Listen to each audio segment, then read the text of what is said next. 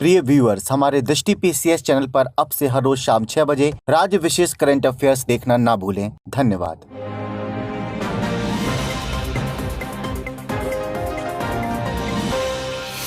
दृष्टि IAS के daily current news programme में आपका स्वागत है। डेली करंट न्यूज में चर्चा का विषय है राष्ट्रीय युवा दिवस 2022।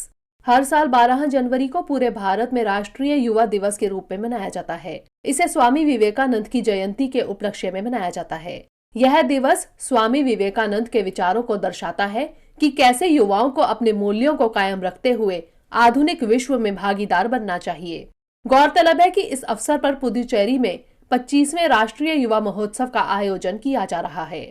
अब जान लेते हैं राष्ट्रीय युवा दिवस के बारे में। पहला राष्ट्रीय युवा दिवस 12 जनवरी 1985 को मनाया गया था। इस दिन को युवा दिवस के रूप में भी जाना जाता है। इस दिवस के पीछे मुख्य विचार युवाओं को प्रेरित कर तथा स्वामी विवेकानंद के विचारों को फैलाकर देश के लिए बेहतर भविष्य बनाना है। इस अवसर पर देश भर में स्कूलों और कॉलेजों आदि में विभिन्न प्रकार के आयोजन किए जाते हैं। इस बार इस मौके पर PM 2 विषयों मेरे सपनों का भारत और unsung heroes of Indian freedom movement पर चुने गए निबंधों का भी अनावरण करेंगे। अब जान लेते हैं स्वामी विवेकानंद के बारे में। इनका जन्म 12 जनवरी 1863 को हुआ था। इनके बचपन का नाम नरेंद्र नाथ दत्त था। वह एक महान आध्यात्मिक नेता, समाज सुधारक और एक यूथ आइकॉन थे।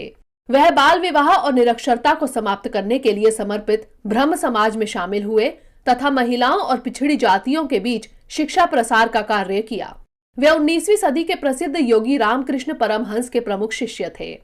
इन्होंने वर्तमान कोलकाता में रामकृष्ण मठ की स्थापना की। उन्होंने प्राचीन हिंदू दर्शन पर आधारित एक विश्वव्यापी आध्यात्मिक आंदोलन रामकृष्ण मिशन की भी शुरुआत की। औपनिवेशिक शासन के दौरान आधुनिक हिंदू धर्म के पुनरुद्धार और राष्ट्रवादी चेतना को प्रेरित करने में इनका उल्लेखनीय योगदान रहा। स्वामी विवेकानंद को 1893 में अमेरिका के शिकागो में हुई विश्व धर्मों की संसद में दिए गए उनके भाषण की वजह से सबसे ज्यादा याद किया जाता है, जहां उन्होंने पश्चिमी दुनिया को हिंदू धर्म का परिचय दिया था। उनके लेखन और शिक्षाओं ने औपनिवेशिक शासन के खिलाफ लड़ रहे देश के कई राष्ट्रवादी नेताओं को भी प्रभावित किया। सुभाष चंद्र बोस ने उन्हें आधुनिक भारत का निर्माता कहा। विवेकानंद का दृढ़ विश्वास था कि युवा अपनी लगन, समर्पण और आध्यात्मिक शक्ति से देश का भाग्य बदल सकते हैं। 4 जुलाई 1902 को स्वामी विवेकानंद का निधन हो गया। प्रिय व्यूअर्स, इसी टॉपिक को इंग्लिश में देखने के लिए देखिए दृष्टि IAS इंग्लिश YouTube चैनल।